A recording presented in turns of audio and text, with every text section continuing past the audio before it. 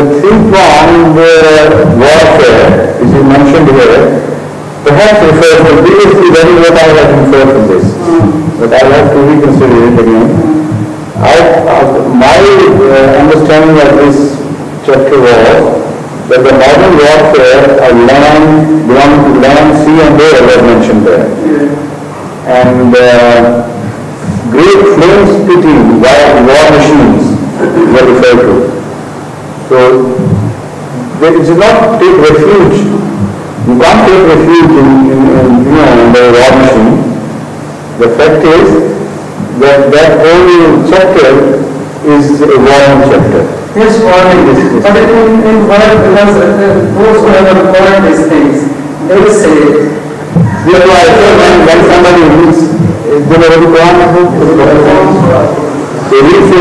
take it. Yes, sir.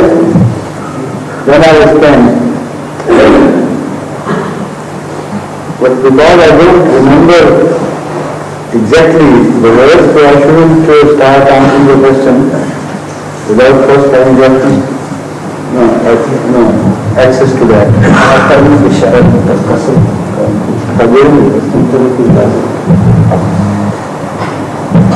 First of all, he didn't say have refuge. In Telugu is the word used. In Telugu, Vila means Vala Ashwarin, La Valini, Vala Yuni, Minalla. Innaha Tani Vishwavin Kalpas, Kanahim, Jamalat Yusuf. Very long agreement Mukasili. That is the best repeated. Very long agreement Mukasili. Very long agreement Mukasili. Go that, beat that day. Yomadim, that day, woe to those who reject the signs of Allah. Or reject the prophethood of Muhammad Mustafa. So whichever way you refer, it's a broken matter. It can be translated in many ways.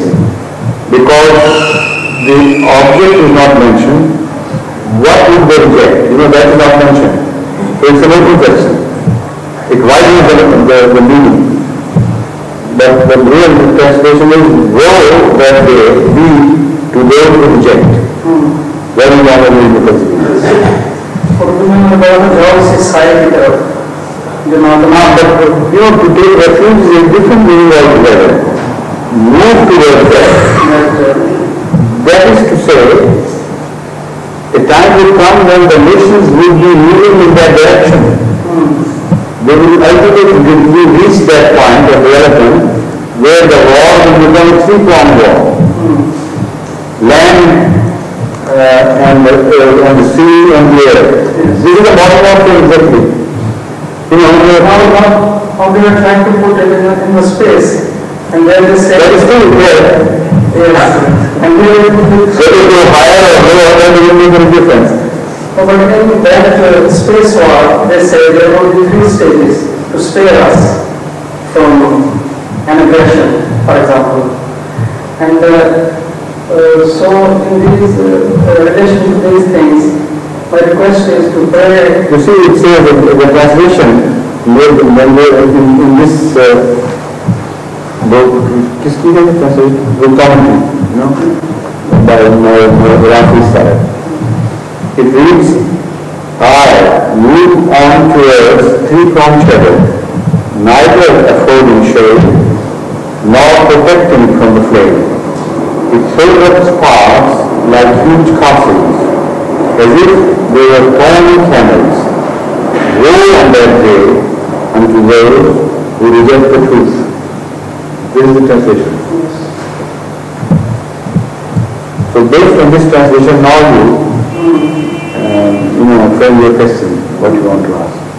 I request for special prayers in these days for the peace of because as Sulatri is that spokesman and then came promised Messiah and your Highness, you are the representative of that Messiah. So we pray in these days especially for our world and mankind. Inshallah. So what we should say, Now it's your time.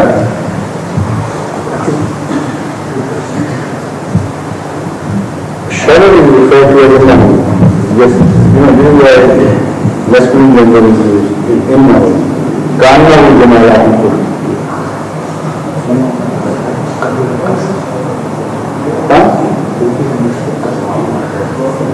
Tarbi the shadow in Kalpasa. Maybe I don't know. Shadow is Kanya? Huh? नहीं family बनने क्या जरूरी तो नहीं है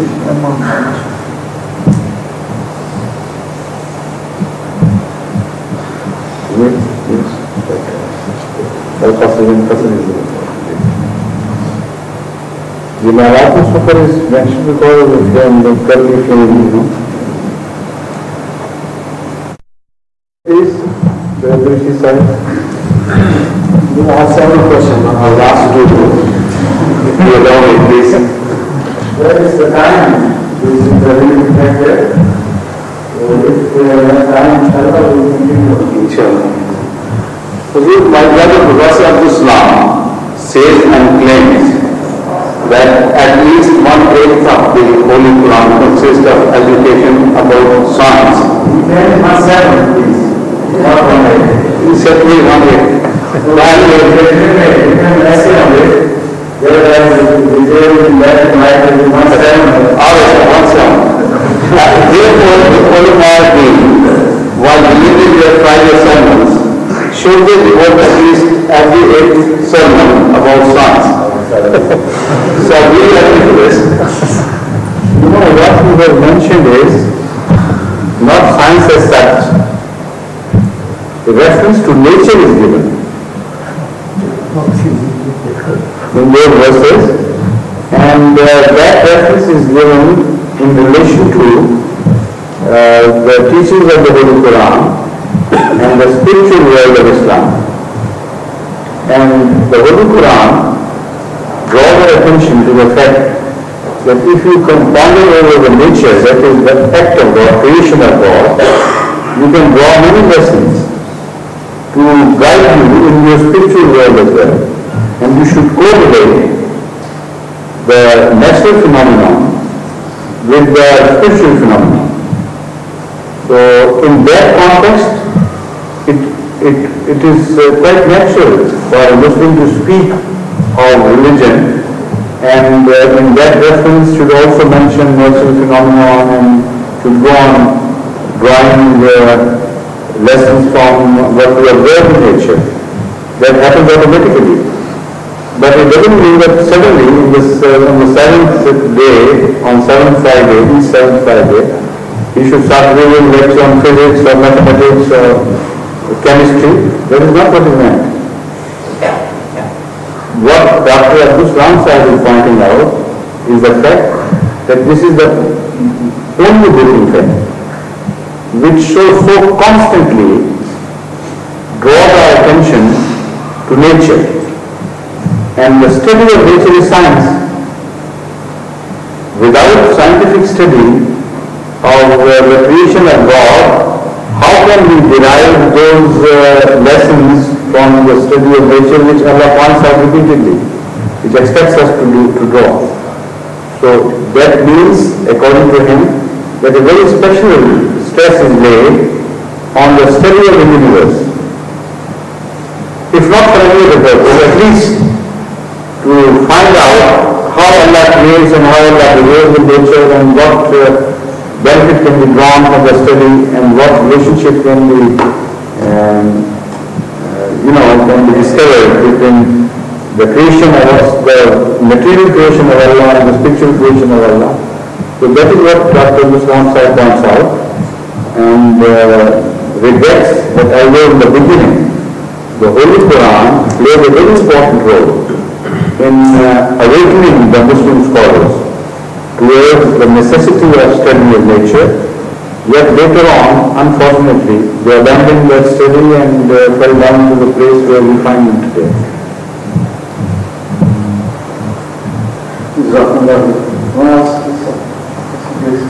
These two questions are all